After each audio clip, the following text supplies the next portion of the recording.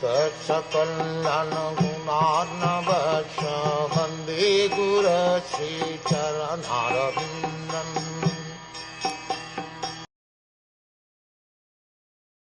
The white and fat-bowled conch shell, being gripped by the hand of Lord Kṛiṣhṇa and sounded by him, appeared to be reddened by the touch of his transcendental lips.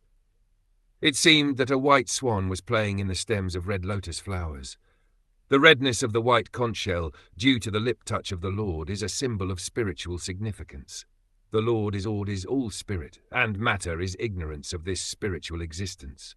Factually, there is nothing like matter in spiritual enlightenment. And this spiritual enlightenment takes place at once by the contact of the Supreme Lord Sri Kṛiṣhṇa. The Lord is present in every particle of all existence, and he can manifest his presence in anyone. By ardent love and devotional service to the Lord, or in other words, by spiritual contact with the Lord, everything becomes spiritually reddened like the conch shell in the grip of the Lord. And the Paramahamsa, or the supremely intelligent person, plays the part of the ducking swan in the water of spiritual bliss, eternally decorated by the lotus flower of the Lord's feet.